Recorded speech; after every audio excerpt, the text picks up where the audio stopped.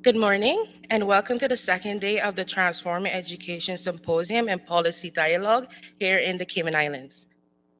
At this time, we would like to ask you to please stand for the arrival of the Premier and Minister of Education, the Honorable Juliana O'Connor Connolly.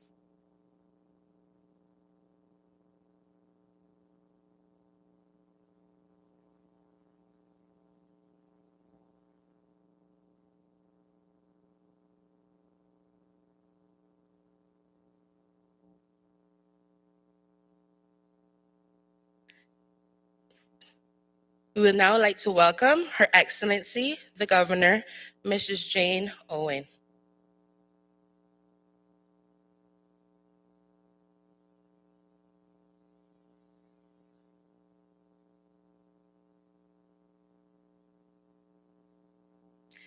Ladies and gentlemen, you may now be seated.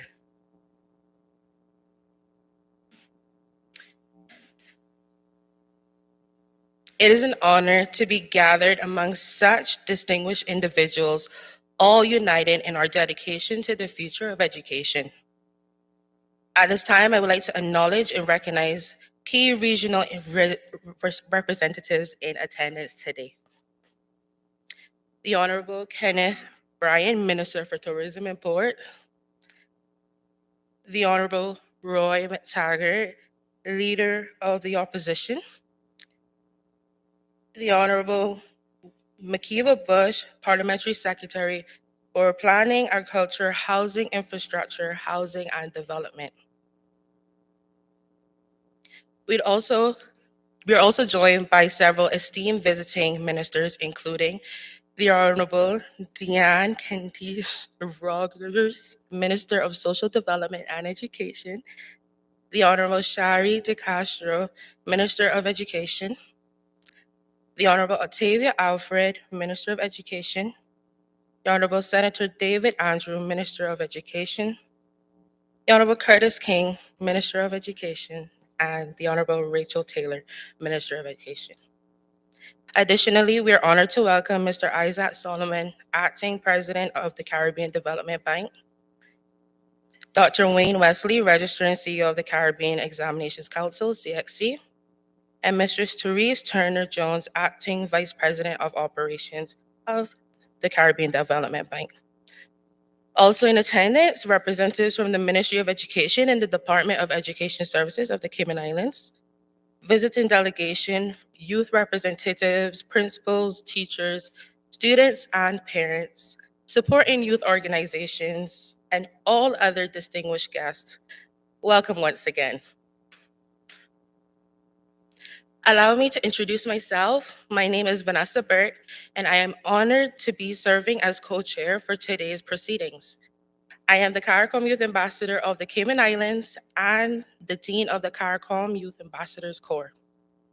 As we move forward, may I kindly ask everyone who is able to do so to please stand for the national anthem, God Save the King, followed by the national song of the Cayman Islands, Beloved Isles Cayman, which will be sung by Rain Harden, and then remain standing for the opening prayer by Reverend Christopher Mason.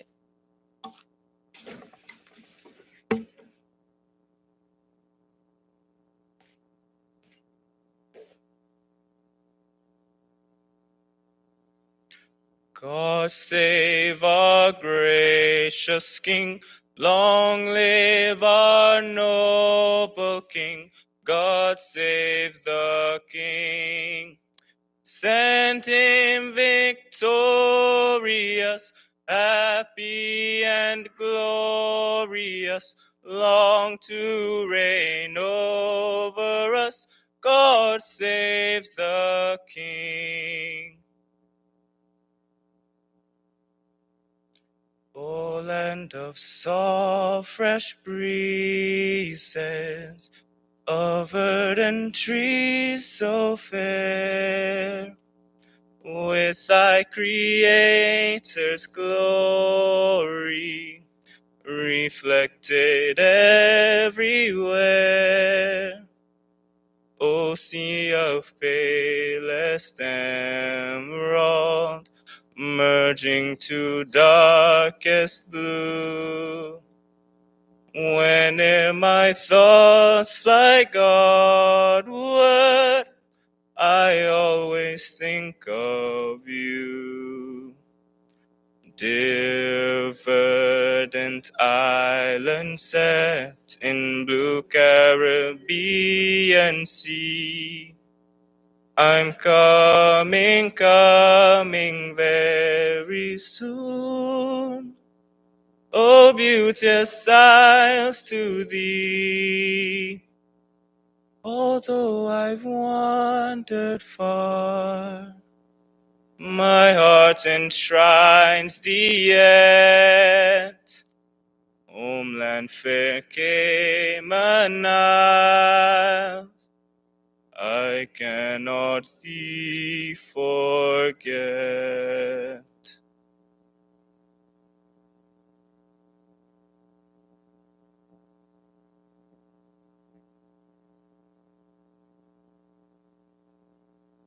May I invite us to bow our hearts and minds in prayer as we look to God. Gracious God, we choose to look to you as we begin this day. Father, we would want to give you thanks for the opportunity to gather together on this occasion. We ask you, O God, for your guidance and wisdom as we learn and we share together. Our prayer today, gracious Father, is that your will may be done through this gathering. We ask that you will take what has been prepared and multiply your efforts as only you can. We ask, God, that you will blanket this place and blanket us with your peace. Keep us physically safe and guard our hearts and our minds from pride and selfishness. Be the guiding light for all we set out to accomplish and all that we will celebrate today. So, Father, we ask now that you will bless this gathering with your presence, and may your name be glorified. Through Christ our Lord we pray. Amen.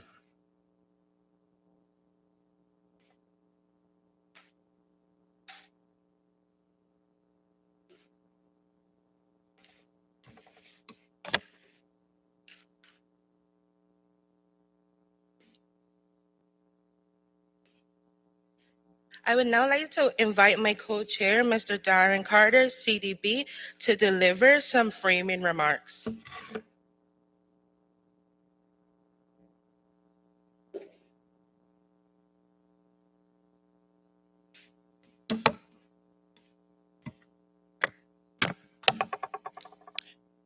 Her Excellency, the Governor, Mrs. Jane Owen, the Honorable Juliana O'Connolly, Premier and Minister for Finance and Economic Development, Education, District Administration and Lands and Cabinet Office, Cayman Islands, other members of Cabinet of the Cayman Islands, regional, ministerial and governmental representatives, Mr. Isaac Solomon, President Acting of the Caribbean Development Bank, Mrs. Therese Turner-Jones, Vice President of Operations Acting of the Caribbean Development Bank, senior management and staff of the Caribbean Development Bank, principals, teachers, parents, youth representatives, distinguished ladies and gentlemen all, good morning. Having duly acknowledged all present and leveraging my co-chair role, Your Excellency, if you would permit me, I would like to exonerate all subsequent speakers from the lengthy but necessary salutations. Thank you. I have been given the honor and task of providing some framing remarks which encapsulate yesterday's proceedings while setting the stage for today, all within 90 seconds, give or take, lest the proverbial cane appear and drag me off stage. But as we have heard yesterday, the Caribbean education system is weighed down by historical, structural, economic, and social barriers. A colonial past, outdated curricula, underfunded schools, low learning outcomes, teacher migration, and the digital divide all of which continue to impede our progress. Now, I know you will not find solace in this because misery loves company, and we are anything but a miserable people. But in 2021, the United Nations, through the Transforming Education Summit, issued a global call for urgent, bold, and transformative action, signaling that the region is not alone in the challenges that we face. In response, leading regional and global organizations have come together to convene this dialogue, recognizing that the future of education in our region hangs in the balance. This is not a routine discussion, and we are here to reimagine an education system that is inclusive, gender responsive, and future ready. We are here to rethink our approaches to protect our children, build a skilled workforce, strengthen our economies, and safeguard our societies. I would like to therefore close by reiterating a point made by one of our youth representatives yesterday, that there is nothing wrong with the region that cannot be fixed by what is right with the region. And what is right with the region is our youth, both seasoned youth and youth alike.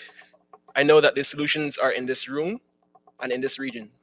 So therefore, ladies and gentlemen, welcome to the Regional Symposium on Transforming Education. I thank you.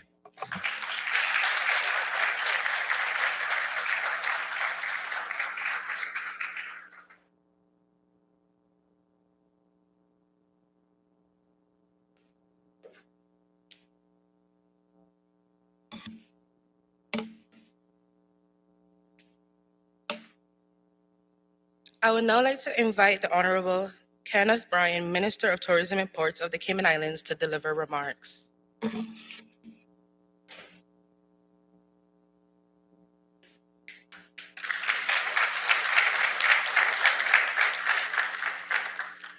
Good morning, everyone, and welcome to the beautiful Cayman Islands.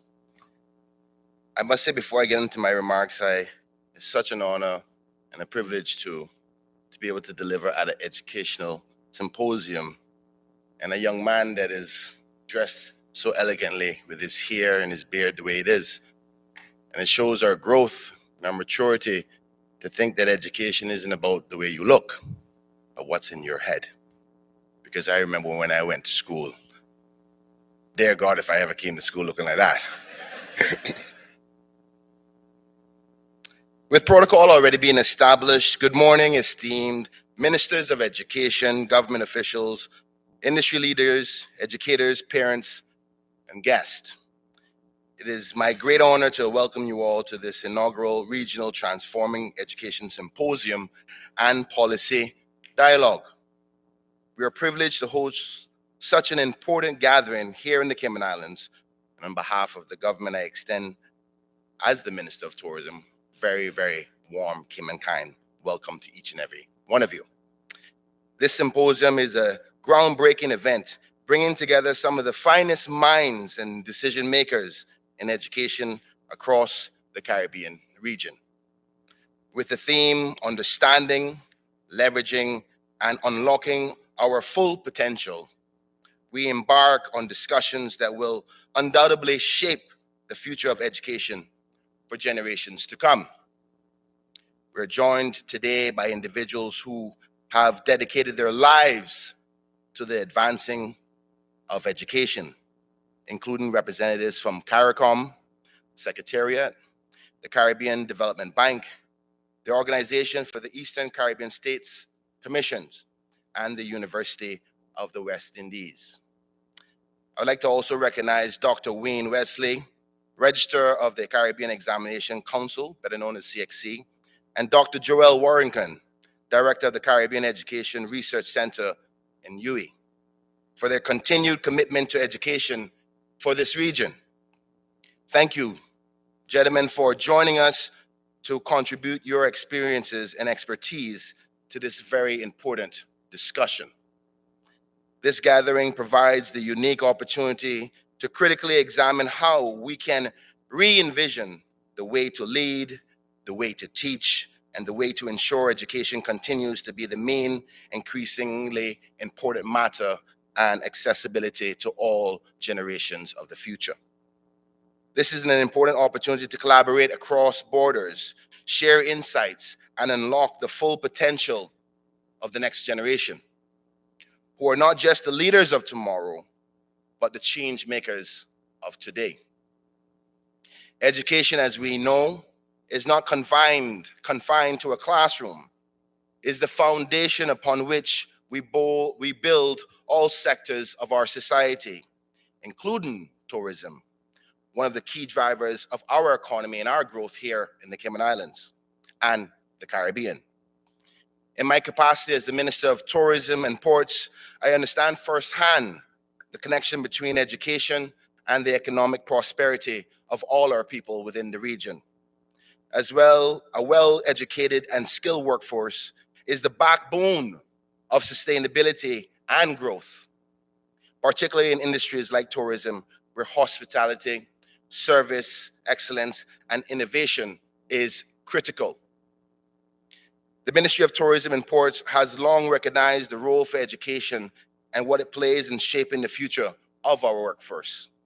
This is why we have proudly supported initiatives such as the University College of the Cayman Islands and the School of Hospitality, the DART Hospitality Training Program, and our annual Tourism Ambassador Competition, just to name a few initiatives. Through these programs, we're not only training the next generation of hospitality professionals, but also empowering our youth within the skill set that they will require to become the future leaders of our economy. These initiatives provide real-world experiences, mentorship, and opportunities for young Caymanians to represent our islands at regional and international events. And I must say it was an honor to be the chairman of the Caribbean Tourism Organization over the last 2 years, where we can extend those experiences to the people here at home. Education in hospitality is not just about training individuals for jobs. It's about preparing them to elevate the industry that holds so many job opportunities for our people, by extension, and their communities. A strong, educated workforce contributes not only to tourism, but to the upliftment of our entire society. As we embark on these discussions over the next few days, I encourage you all to think about how education can continue to transform lives, communities, and the economies across our region.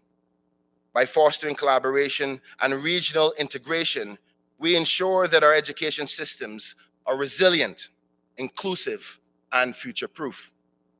In closing, I would like to thank the Caribbean Development Bank and their partners for organizing this symposium, and the Ministry of Education here, led by my Honorable Premier, Ms. Juliana O'Connor-Connolly, for this strong leadership in supporting this event.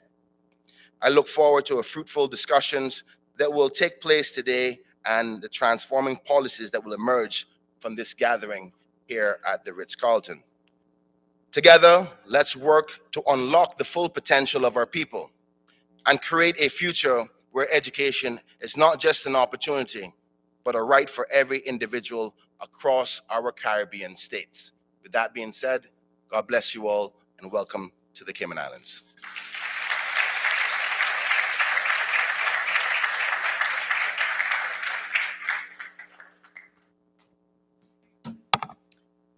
Thank you very much for that very warm welcome, Minister, and for so succinctly outlining Cayman Islands' continued commitment to youth development and education. I thank you. I would now like to invite Ms. Tanya Radosavljevic, Deputy Representative of UNICEF, to deliver remarks.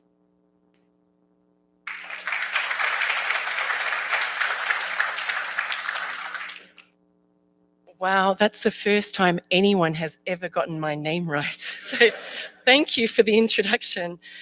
With protocol already established, I wish you all a very good morning. Honourable ministers, esteemed colleagues, policymakers, educators, and most importantly, I see you in the crowd, the children and young people who are the true inspiration behind this gathering. It's my privilege to bring you greetings on behalf of UNICEF and the United Nations partners who have been committed to supporting countries in transforming education systems. Today, our objective is clear: to reshape education for every child in the Caribbean. And Nelson Mandela, who has been largely quoted during this symposium, said, "There can be no keener revelation of a society's soul than the way in which it treats its children." At UNICEF, we believe that meaningful change begins by putting children at the forefront of all of our efforts. Our goal is to create education systems that not only teach, but inspire. Systems that nurture potential, that amplify children's voices, and prepare them to succeed in a constantly changing world. This symposium emphasizes our shared commitment to building an education system where every decision is centered on the child. By doing so, we ensure that our strategies are both inclusive and responsive to the unique needs of every student, regardless of their background or circumstances, with a firm commitment to leaving no child behind. I'd like to invite us all to give us a round of applause to the youth representatives and also the organizers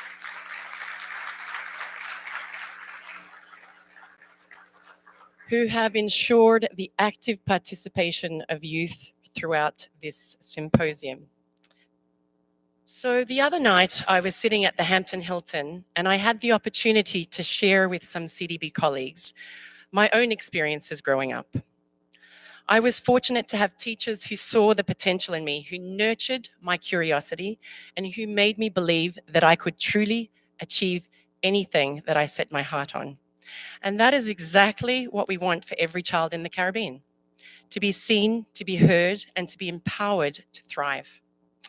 Our collective mission is to ensure that education becomes a transformative experience for every child in the region. And at UNICEF, we believe that transforming education begins with a child-centered approach that guides every policy, every program, and every initiative. This is especially important in vulnerable contexts like ours. We've got Tropical Storm Kirk in the region, and with climate change, economic instability, and inequality, they persist in the region. So our education systems must be equipped to address the unique challenges faced by Caribbean children, particularly those from the most vulnerable communities, including girls, Indigenous children, and those children living with disabilities, and those who are often marginalized through dropout, stop-out, or push-out. Over the years, we have seen remarkable progress in transforming education in the region. Jamaica has made significant strides in improving school management and learning environments. Barbados, and thank you for sharing yesterday their journey on transforming education in the most participatory approach. They have also been focusing on inclusive education. Trinidad and Tobago has advanced TVAT and STEM education, and Guyana has emphasized equity and early childhood education. These achievements remind us what we can accomplish when we work together with strong political will, adequate resources, and a united vision for the future of our children. In this journey, the OECS Commission and CARICOM have been invaluable partners. Initiatives like the OECS Education Sector Strategy and the Caribbean Safe Schools Initiative are laying the groundwork for improving equity, quality, and access to education. These efforts are improving and integrating digital learning tools and preparing students for the demands of the digital and green economies. CARICOM's Human Resources Development Strategy 2030 is shaping the future of our workforce by modernizing curricula, focusing on STEM and digital skills, and creating a CARICOM qualifications framework that ensures students across the region have access to top quality education and recognition of those qualifications throughout the region.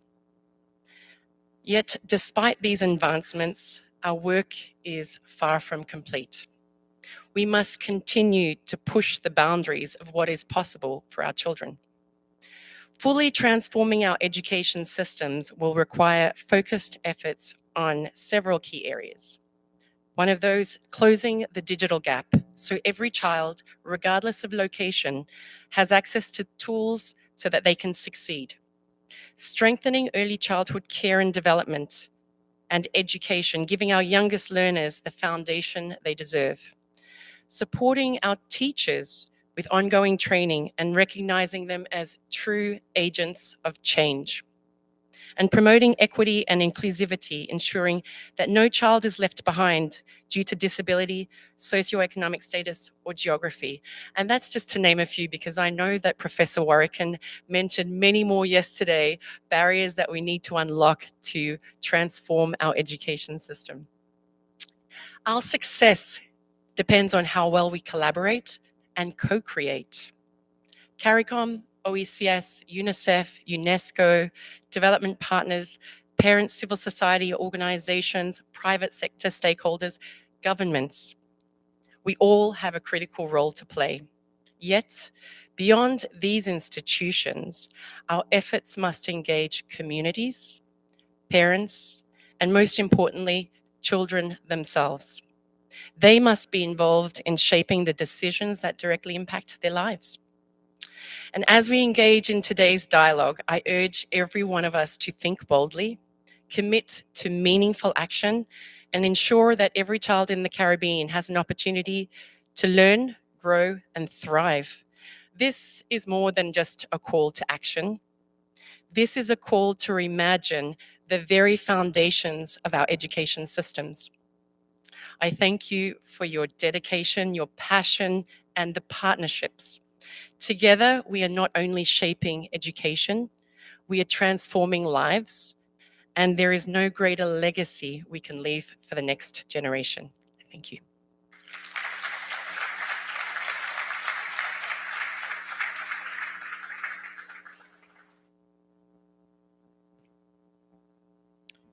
Thank you very much, Ms. Radosavljevic. We're truly grateful for UNICEF's continued partnership to building a child-centered education system across the region.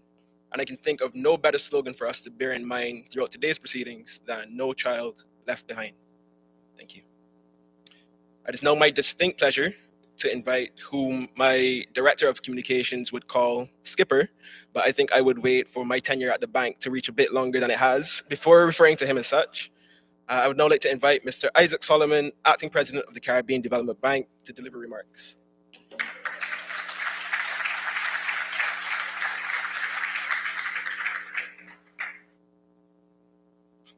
Thank you very much. Your Excellency, Honorable Premier, distinguished ladies and gentlemen, I'm so sorry that we had to dispense with the protocol because I spent all night last night and this morning practicing those names. And I was very sure that I was going to be able to call Tanya's name perfectly right. But to prove it, I'm going to insert myself in the closing ceremony just to show off. Good morning, everyone.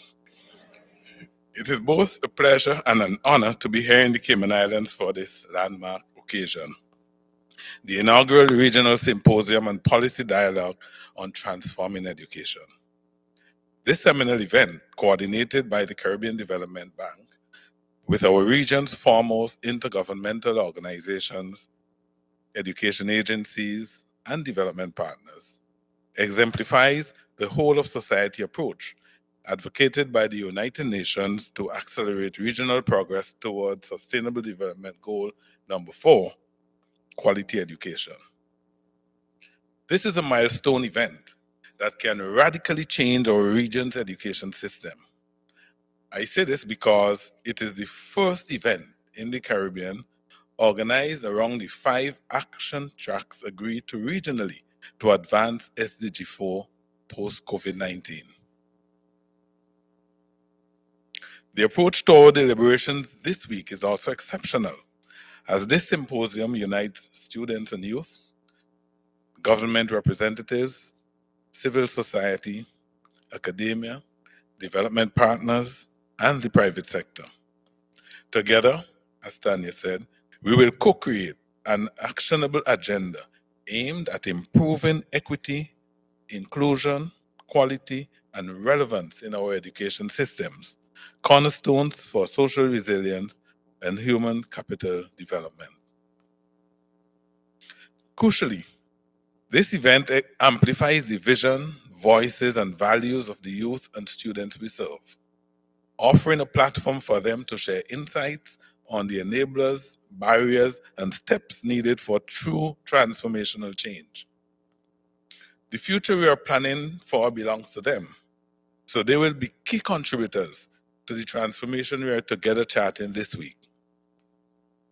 As we are aware, our education systems continue to grapple with issues such as disparities in participation, aging infrastructure, dated curricula, a persistent digital divide, uneven access to quality teaching resources, and the lingering effects of the global pandemic.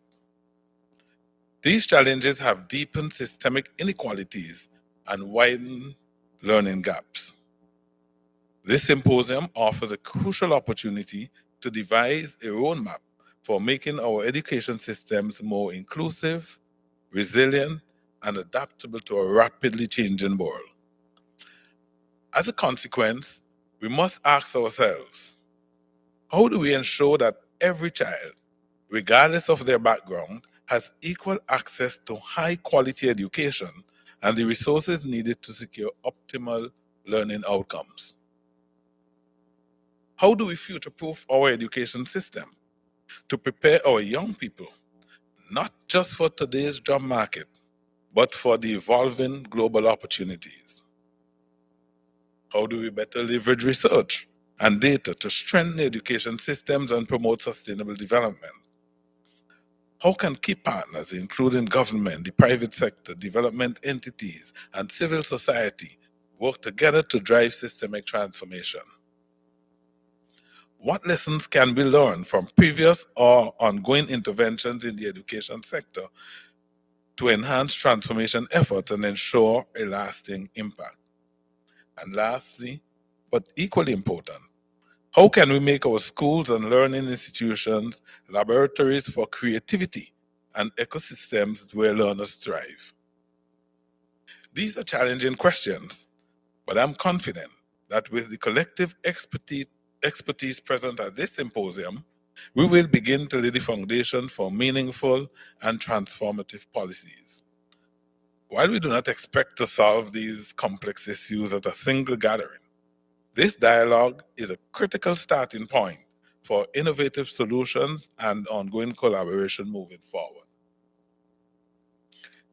The Caribbean's Development Bank is committed to supporting this transformation. The agenda for action that emerges from this forum will guide the bank's investments in the sector through our revised education and training policy and strategy. In addition to our wide-ranging support for education transformation in our borrowing member countries, some of the key initiatives we intend to support in the immediate and medium term include promoting digitalization in education access, provision, experience, and services with carefully calibrated and effective use of AI. Advancing the support for special education needs learners so that inclusive education moves from vision to visibility. Addressing the chronic underachievement in key learning outcomes, such as numeracy, through the implementation of the Framework for Mathematics Education, or FAME, which we developed through analytical work and stakeholder input, and accelerating the skills development revolution to build the capacity of the region to meet its economic competitiveness needs and promote employability, especially among youth. However, we cannot do this alone, and Tanya spoke to this earlier. Partnerships between government, educators, the private sector, civil society, youth, parents, and guardians, and international development agencies are essential to this effort.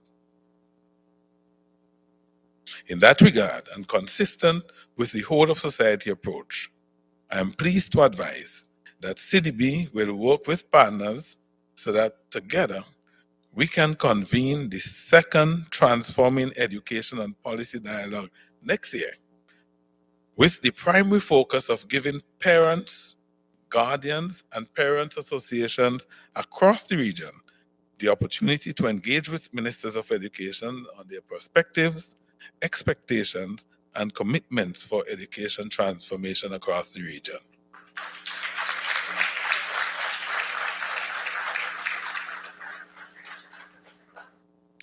So friends, let this symposium be a catalyst for deepening those partnerships and driving the change we need. Let it serve as a platform for innovative ideas, collaborative strategies, bold commitments, and actionable and feasible solutions for implementation.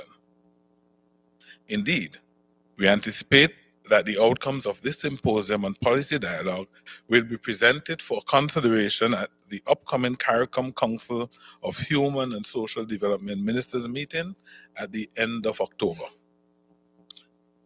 In closing, I would like to thank the government of the Cayman Islands for partnering with us and co-hosting this pivotal event, as well as the organizing team and partners who brought it to life.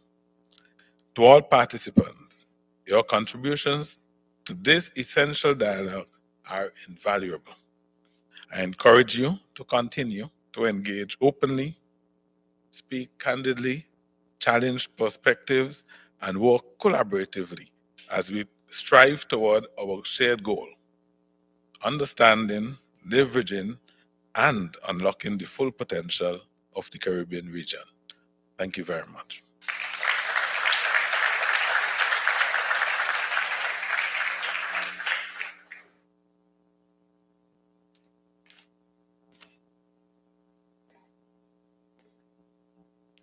Thank you for those very warm and welcoming remarks, Mr. Solomon, and our goals and actionable items towards achieving SDG 4.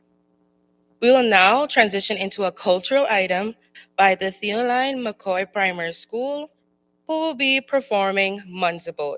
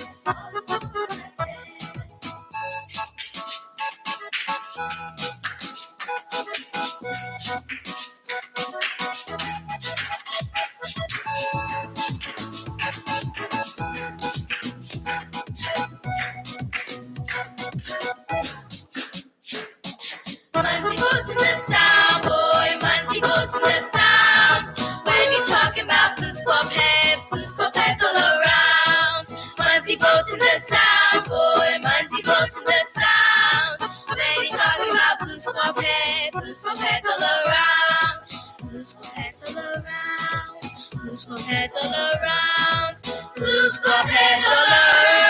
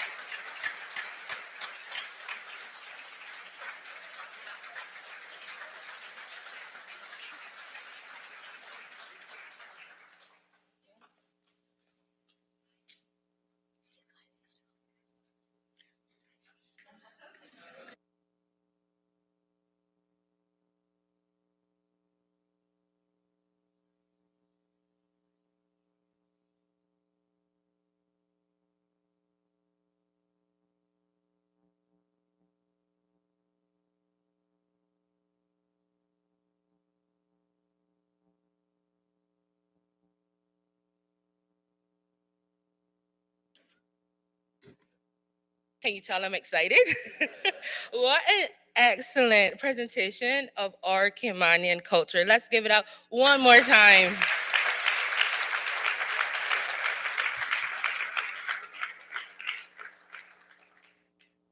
I would now like to invite the Honorable Juliana O'Connor Connolly, Premier and Minister for Finance and Economic Development, Education, District and Administration and Lands, and the Cabinet Office of the Cayman Islands, who will be delivering the keynote address for this opening ceremony.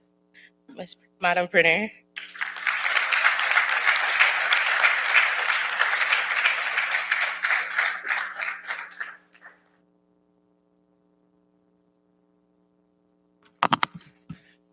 Thank you very much indeed. I am relieved that protocol has indeed been duly established and I don't have to go down that valley. I did practice, however.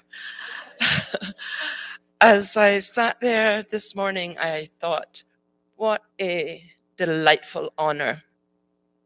What a delightful honor to welcome such esteemed colleagues from around the Caribbean and beyond to the beautiful Cayman Islands. Unfortunately, we don't have the sunshine that you would normally expect, but there's been such a drought that we're extremely grateful for the precipitation that we've been showered with here in this jurisdiction. I had an option that I could come and stand here before you this morning and share a well-rehearsed written speech by my very capable HR and PR department. But that's not me. I congratulate the CBC for investing and putting the funds where it ought to be. I also congratulate you for having the vision for this not only being the inaugural, but today here in Cayman, indicating your commitment that is going to be a continuation. And for those of us that study English, there are certain junctures of our journey that we like the utilization of the ing onto words. This morning is one such occasion. But I do have a legitimate expectation that the ing will be neutralized by our commitment and our performance to transform education, to make it inclusive, to ensure and illustrate, not by the convening of talk shops across the jurisdiction, here in our region, an entire global spectrum, because the world has transformed itself into a global village. And I'm sure that when Hillary Clinton said many, many years ago that there should be no child left behind, we never completely wrapped our minds around that principle, that no child means just that. No child means that it doesn't matter what your last name is. No child means that it doesn't mean what your financial status is. No child means it doesn't matter who your mama and papa is. I can say that this is a Caribbean forum. We made the transatlantic voyage, perhaps not together, but the genesis remains the same. The late Bob Marley said that no one can free us from the mental slavery but we ourselves. Mandela said that if you think education is expensive, try ignorance. And we in the Caribbean have endured, allowed in some instances, a lot of trying experiences. But one thing we have found is that from out of this territory, many, many intellectuals have brushed off the circumstances that would have caused others to not resist to the temptation, and those who are from Bahamas would understand this, the conch shell modus operandi. That when you're faced by challenges, you withdraw into your conch shell. You remain beautiful on the outside, but there is no innovation, there's no vision, there's no appetite, there's no changing for our people. We as educators, because I once taught, so I just put myself in that group this morning, oftentimes are overworked, underpaid, and the most popular on social media. And I dare not even imagine what it's going to be like when AI completely saturates our territory. So then the first and primary challenge this morning, this place, this time, is for those of us who have been honored, blessed, privileged to be education ministers. It is a daunting challenge. Permit me please to give you a personal sharing experience and testimony. When you go and campaign, whether you do it as independents or as party members, just don't settle for those things that other ministers don't want. Get yourself educated and prepared. And even as you try to complete those subjects necessary for graduation, most curriculums mandate that you do certain electives. Take finance. Because until you have a consummation with education and finance, the war of inequity and non-inclusion and lack of investment and putting your money where your mouth is will continue and the ING will never ever disappear. I didn't know that in my last round before I retire next year, that God would have blessed me with responsibilities that I've had over my now 30 years. But in the last year, a few weeks will make a year, that I would become for the second time the Minister of Finance. The first time around, I did not have education. This time I do. And so we have made quite an intrusive to some, erosion to some, but opened the possibilities to many within our territory. Where as you present the budget, you ensure that education is not that guest that shows up on every platform and every manifesto just before an election and disappears as Beryl did just a few months ago. For the Cayman journey, as we attempted and endeavored to transform education, the very first year that I was given the responsibility by the then governor, and we had what we call here in Cayman our welcome back for our educators, when at that time some 800 teachers, we're up to about 1,000 roundabout teachers come. And yes, we don't have all homegrown, and I make no apologies that I have to go and steal some from your territories. We pay them well and we try to treat them even better. Because we are not a competition, you see.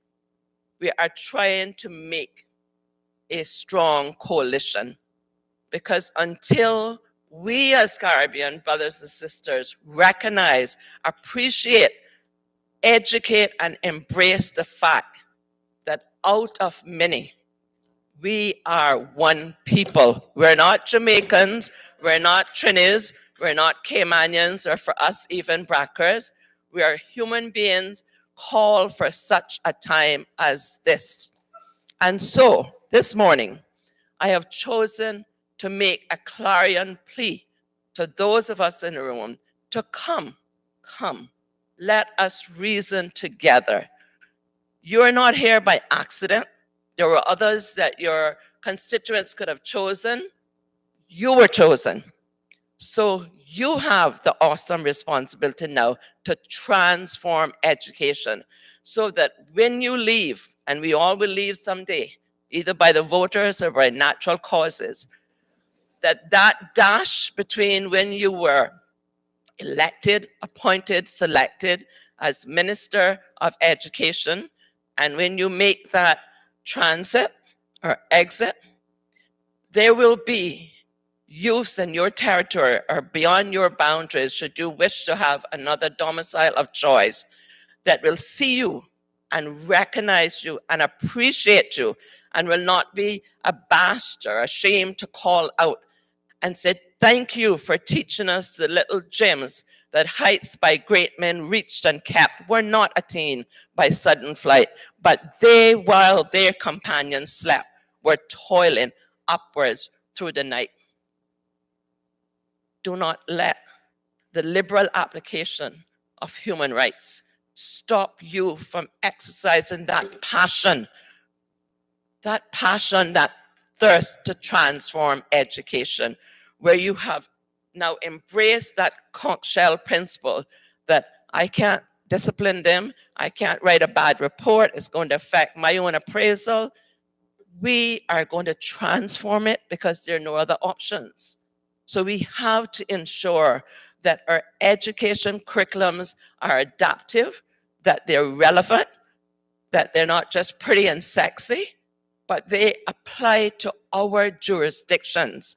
And likewise, we must ensure that the examination content is not asking about snow in Yukon, Canada, but asking about what obtains within the Caribbean, so that our children, when they sit the examinations, will not have the examination in itself as an hindrance. We have the choice that we can look at our budgets and we can reduce our consumables, our parties, our traveling, our extravagancy, and divert that into education. I fully realize that we come from jurisdictions where resources is a challenge. But if we in the Caribbean really operate as brothers and sisters, more than what eludes or exit by our terminology, just as we have gotten together for insurance purposes to ensure that there's a pot of money and resources that when the hurricanes come and when the climate change come, that we can access that. We ought to do the same thing for education. Because if not, we're going to be breeding, and we're already experiencing it, gangs. We already have the statistics that our boys are lagging behind.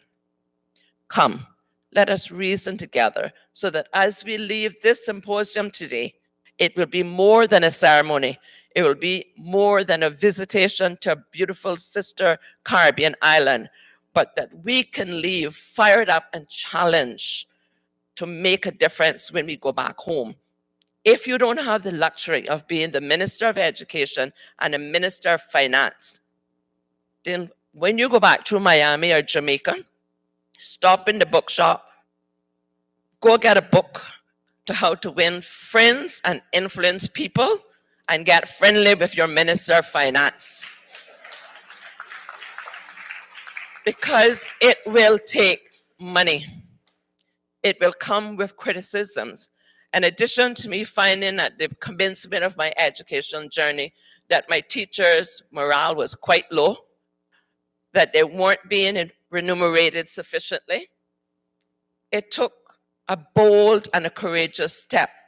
After having gone through the bureaucratic system of this one, that one, and the next one, and then an email and a text and a message, then a meeting and a dinner and a luncheon, and the teacher is still not paid, I decided that I would skirt governor, and I use skirt quite loosely, around our section 55 and our constitution. It gives absolute power to our governor. And she was not the governor at the time, but I know her, and she knows how I feel about her, and the governors know. We agree to disagree. I respect their responsibility. But when you serve God, you end up in the blessed position I am this morning, where we have a female governor who understands what it is to not always be on the front burner, who has educated herself, who has endeared herself to the Caymanian people, and has fully thrown her support behind education. That's another one of the friends that you can influence when you read the book as you pass through Miami. Because we cannot do this alone. We have to do it together.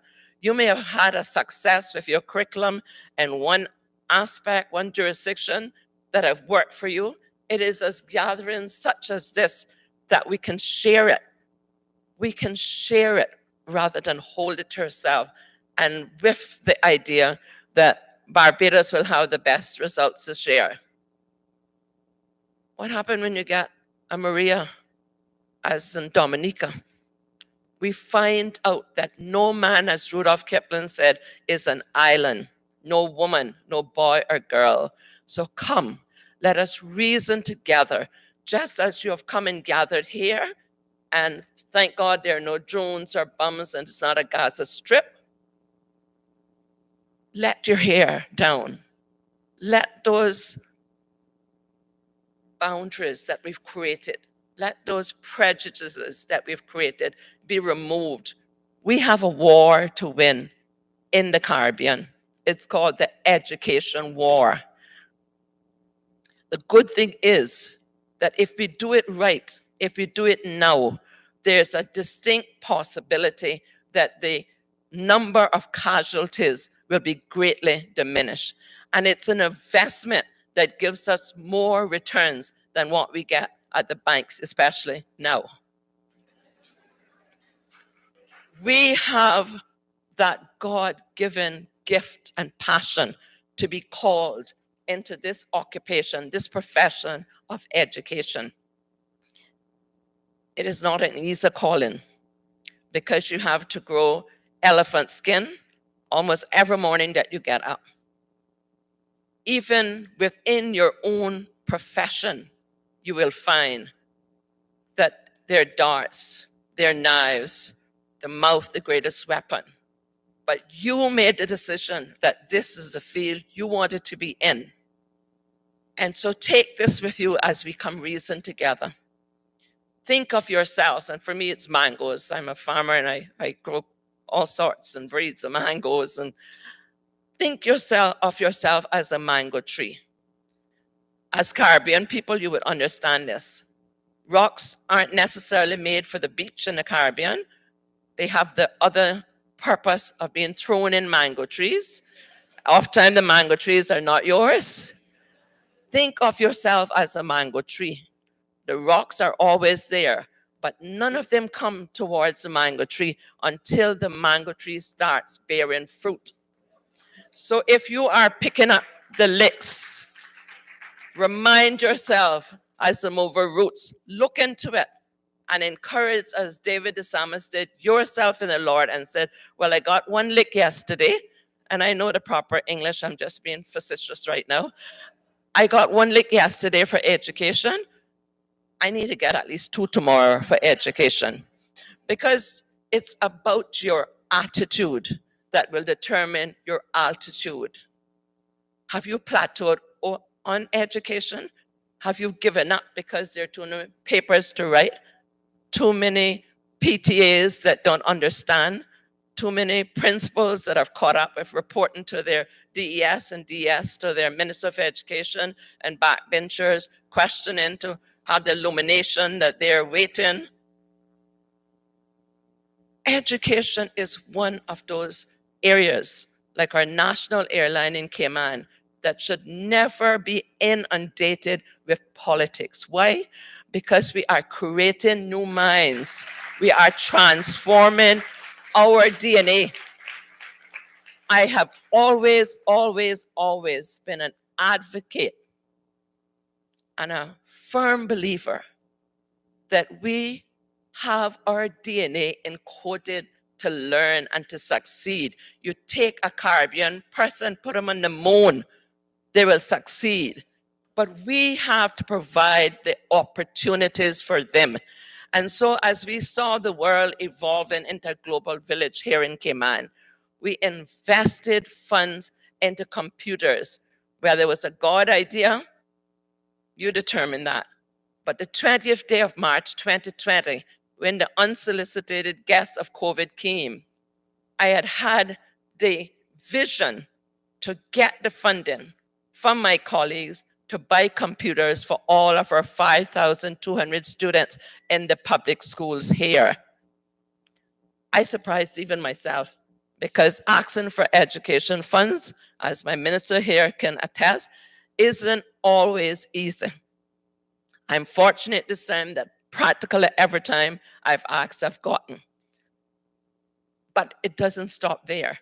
Even after you get it, you'll hear, you're giving too much to scholarships, you're spending too much money in education. When you educate all these Caymanians, what are you going to do with it? Well, in case you have a similar problem as I do in this jurisdiction, I have just shy of 38,000 persons on work permit. So let's have that discussion when there is 0 persons on work permit.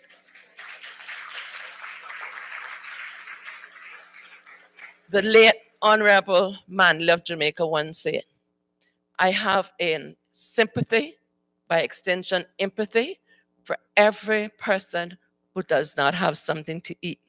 But my greatest is for my own Jamaican people.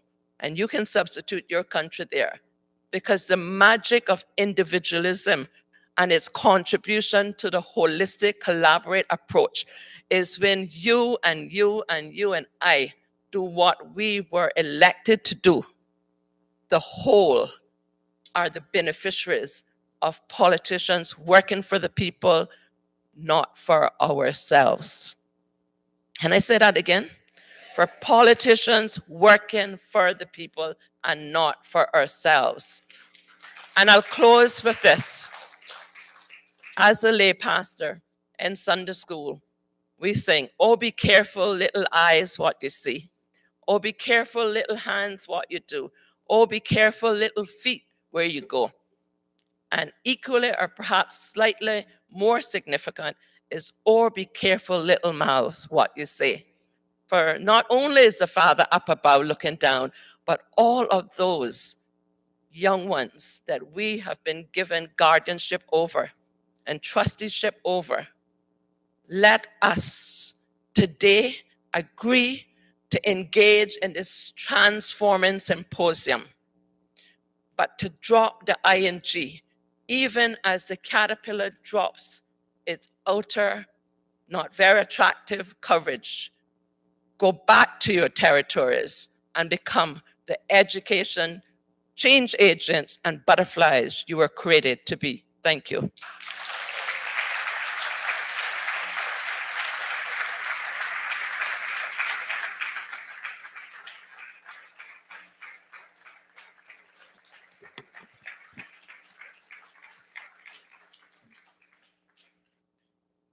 What an inspiring and poignant address.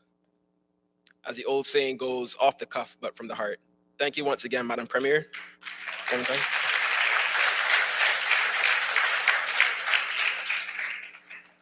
I would like to once again express the gratitude of the Caribbean Development Bank for partnering with us and other regional partners to make this symposium a possibility. Thank you so much. We're now coming to the end of our proceedings, and I would now like to invite Mr. Jermaine Anthony, Senior Technical Specialist of the OECS Commission, who will be delivering the vote of thanks. Mr. Anthony.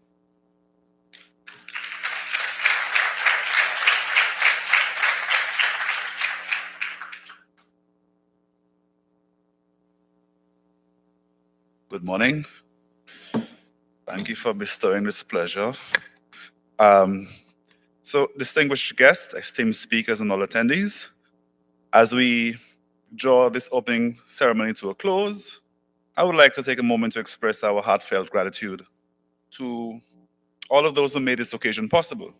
So firstly, to the Premier and Minister of Education, the Honorable Juliana O'Connelly, for her warm and inspiring keynote address that truly set the tone for our discussions, outlining the need for pragmatism in the discussions around education finance, and also for highlighting the critical importance of regional integration, regional collaboration rather, in support of our goals for education.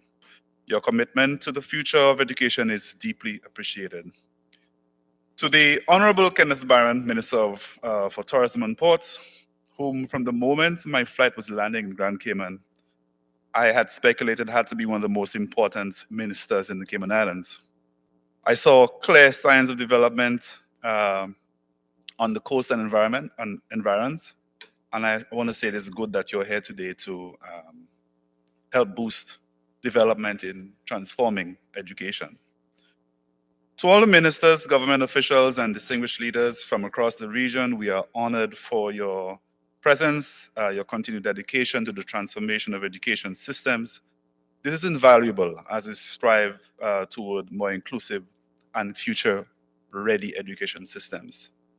A special thank you to Mr. Isaac Solomon, a very special thank you to him, Acting President of the Caribbean Development Bank, so for your poignant address and for endorsing this symposium dialogue.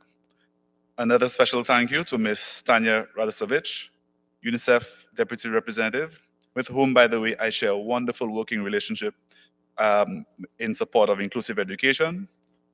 Thank you for your insightful contributions. Your perspectives and your endless energy enrich our collective efforts in the region.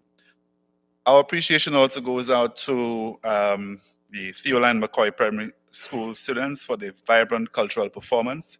I should also add the gentleman who sang the anthem, very good quality singer. Of course, the performance by the primary school, I think, is quite, I suppose, apt is a word I can use because of the importance of indigenizing our education systems, and they chose a very good number for this morning.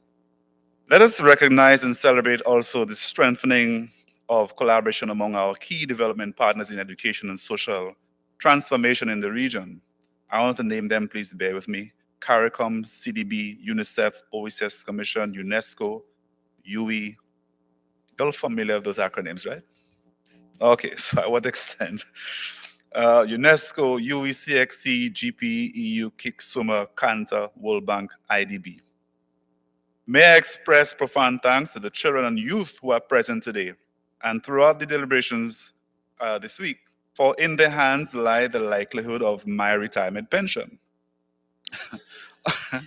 Already their contributions have been remarkable, and may their sense of ambition propel all our policy leaders present today into meaningful action for their advancement. Thank you to the co-chairs, Mr. Darren Carter and Ms. Vanessa Burke, for guiding us smoothly through this morning's proceedings. There are two key players in this week's proceedings that we should recognize, and of course that includes the Ministry of Education in the government of the Cayman Islands for their warm and courteous welcome and support for all our delegates and visitors to this symposium, and of course the Ritz-Carlton for their 5-star accommodation of this pivotal event. Last but certainly not least, I want to extend our gratitude to all organizers, the people who are, I guess, behind the scenes, the technical, logistics, audiovisual, communications teams, and support staff who have worked and continue to work tirelessly behind the scenes to ensure the success of this symposium and dialogue. As we move forward into the sessions ahead, let us carry with us the inspiration and ideas shared this morning as additional fuel and accelerant for transforming education for all. To all of you, thank you.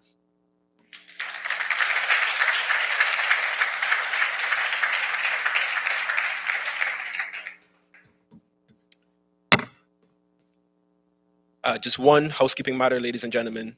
Immediately following this session, there's been a slight amendment to the agenda. So we will have the panel presentation number 2, AI in Education, Transformation, Navigating Between the Promises and Potential Pitfalls, which will replace what was supposed to be the keynote address number 1, Beyond Academics, Building a Culture of Social and Emotional Learning in Schools and Classroom. The 2 sessions have now swapped, so just keep note of that.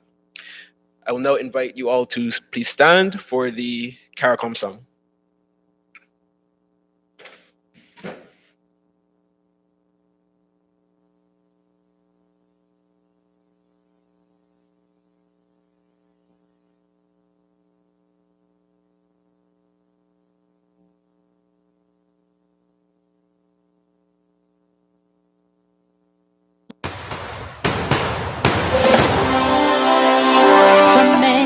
Distant lands, our forefathers came, some seeking adventure, some bound in chains.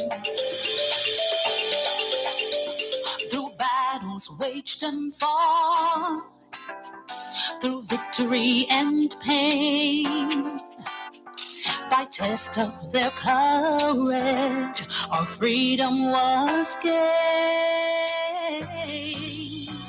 In homage to those gone before us, the heroes of lands in the sun, we vow to join hands and to focus on building one Caribbean. Raise your voices high, sing of your Caribbean pride. Sing it loud and strong, feel our hearts beat as one. Celebrate in song as we rise to heights where we belong. Sound the victory drum for CARICOM. Though great and diverse be our ethnicities, the bonds that unite us are stronger than these. We dine, we pray, we love, we dance and we play, but we relate to each other, rest in your way. Today has a united, determined and steadfast we stand. We look to a brand new horizon, the future now firmly in our hands. Raise your voices high and sing of your Caribbean pride. Sing it loud and strong, feel our hearts beat as one. Celebrating song as we rise to heights where we belong. Sound of victory drum, oh, Caracom. Hele, hele, bravo, oh, you sing Caraco. Leve, leve, wow, Naki, you drum Caraco. Tabo, ya tabo, bravo, oh, you sing Caraco. Leve, leve, wow. Raise your voices high and sing of your Caribbean pride. Sing it loud and strong, feel our hearts beat as one. Celebrating song as we rise to heights where we belong. Sound of victory drum, oh, Caracom. Hele, hele, bravo, oh, for your sting, Caracom. Leve, leve, wow. Hele, hele, tabo, ya tabo, wow. Naki, your drum, Caracom. Leve, leve, wow.